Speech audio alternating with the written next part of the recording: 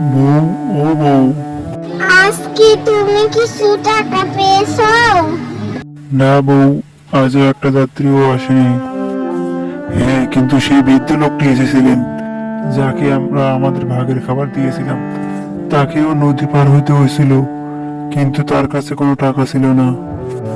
তাই আমি তাকে নদী পার হতে সাহায্য করছি।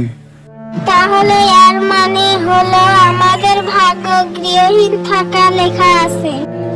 বাবা, তুমি বলেছিলে আজ আমাকে স্কুলে ভর্তি করাবে। বাবা, আমি দুঃখিত, আমি তোমাকে স্কুলে ভর্তি করাতে পারছি না। আমাদের কাছে এক পয়সাও নাই মামা। কিন্তু তোমাকে এই পাত্রটি কে দিয়েছে? আমি ভাগ্যবান যে এই পাত্রটি আমাকে একই বৃদ্ধ লোক দিয়েছেন। যাই হোক, এই পাত্রে কি আছে? কে জানে এই পাত্রে কি আছে। বুঝলে বউ, তুমি এটা খুলে দেখো। তার বউ যখনই পাত্রটি খুলে ভেতরে তাকায় তখনই সে দেখতে পায় সেই পাত্রে প্রচুর সোনার মুদ্রা। ওগো, এতে অনেক সোনার মুদ্রা আছে। এতে অনেক সোনার মুদ্রা। করিম যখন সেই পাত্রের দিকে তাকায় সাথী, সত্যি তো এই পাত্রে অনেক সোনার মুদ্রা আছে। তার মানে বৃদ্ধ লোকটি ঠিকই বলেছিলেন।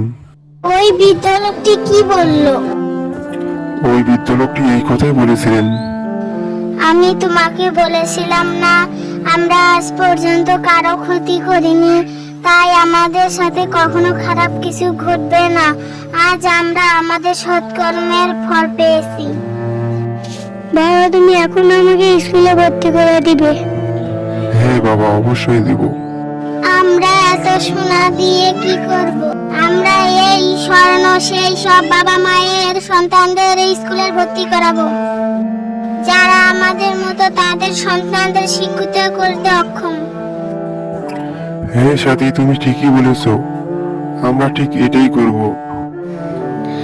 এইভাবে করিম ও সাথীর দুঃখের দিনগুলো কেটে যায় এবং তাদের সুখের দিন আসে।